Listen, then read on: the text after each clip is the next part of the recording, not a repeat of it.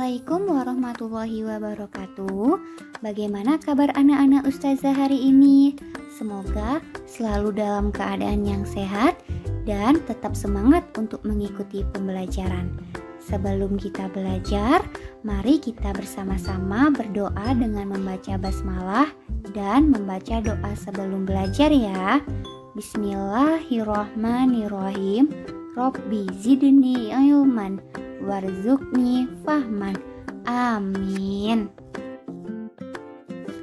Sebelum belajar, kita harus mengetahui tujuan pembelajaran kita.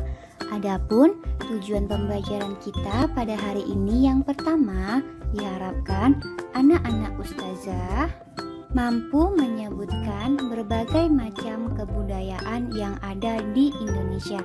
Yang kedua, anak-anak ustazah mampu menjelaskan manfaat dalam mempelajari keragaman budaya di Indonesia. Nah, simak video pembelajaran ini dengan baik ya.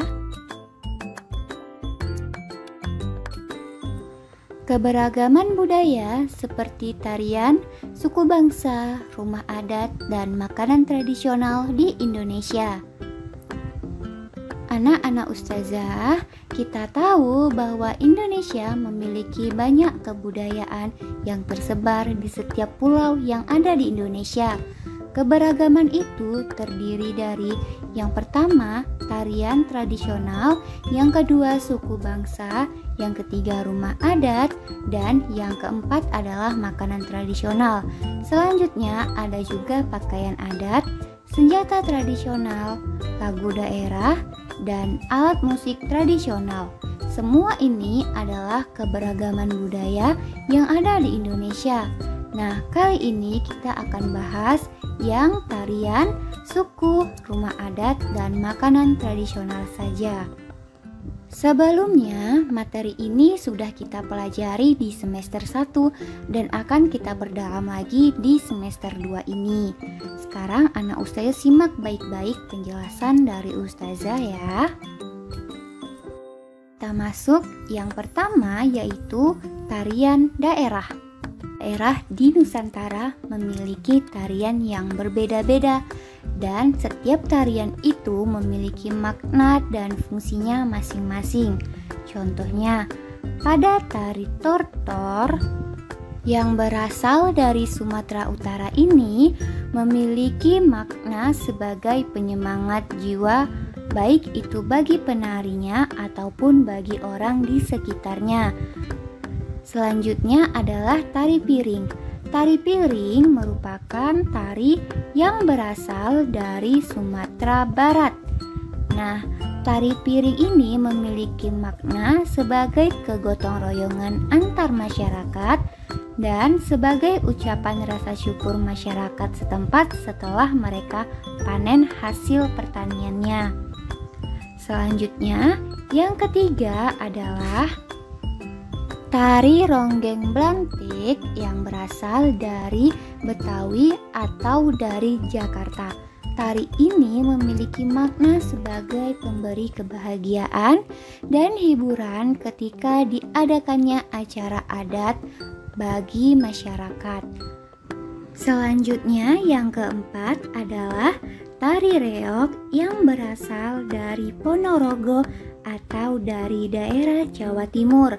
Nah, tari ini memiliki makna sebagai bentuk penolakan dari masyarakat setempat terhadap raja-raja pada dahulunya, dikarenakan raja-raja tersebut korupsi dan berpihak pada Cina.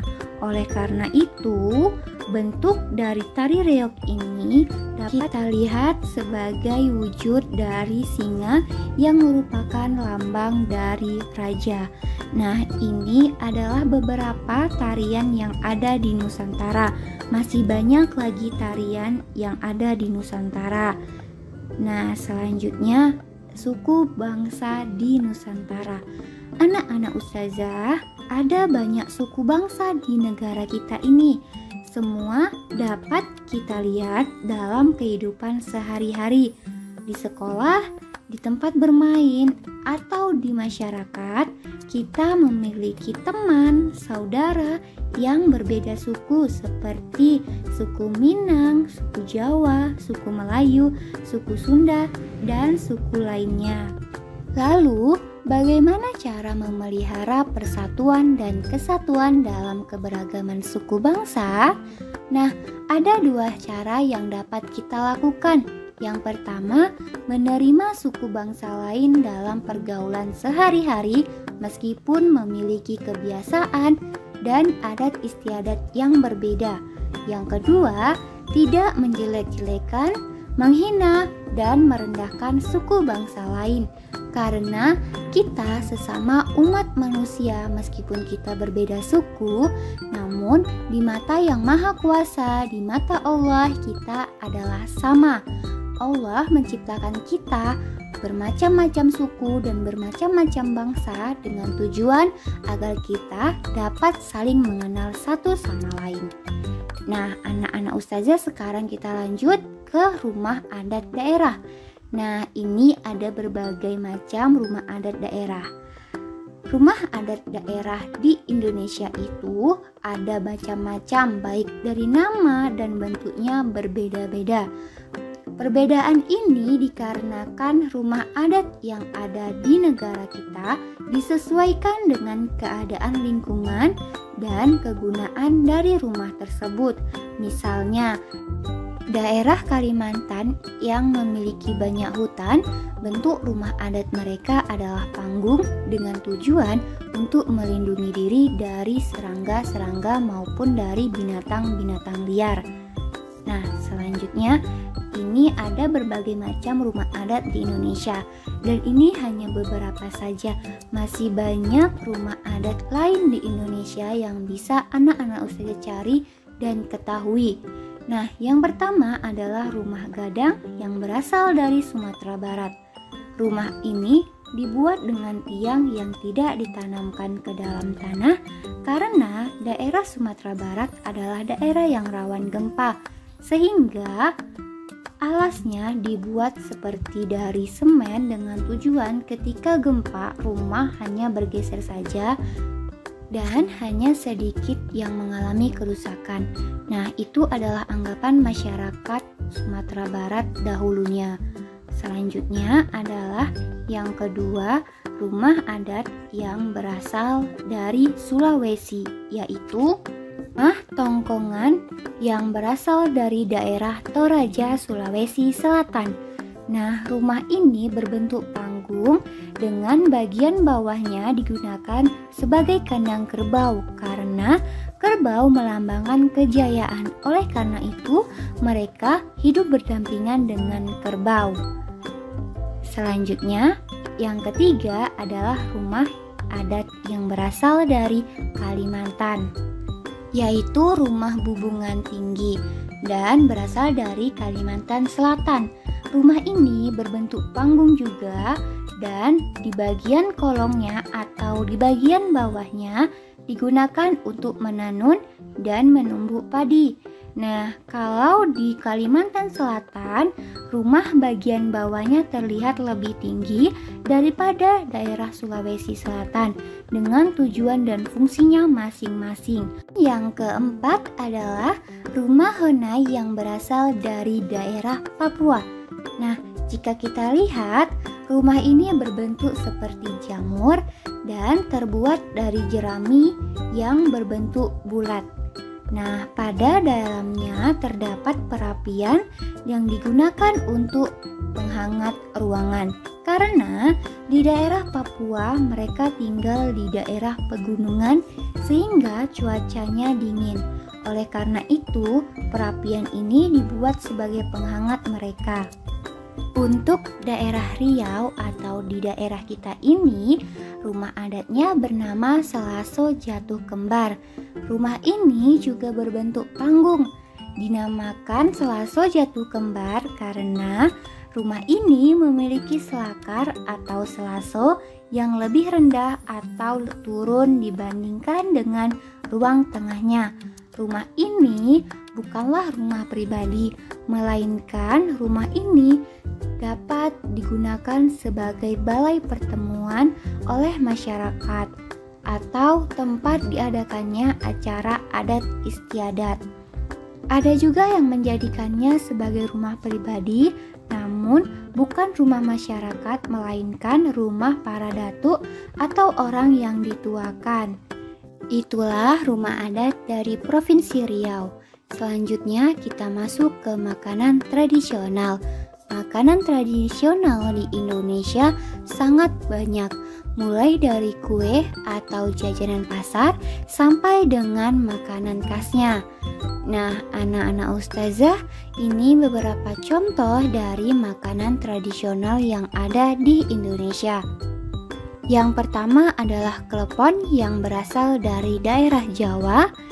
Yang kedua adalah serabi yang berasal dari daerah Bandung atau Sunda. Lalu ada soto Banjar dari Kalimantan dan rendang dari Sumatera Barat.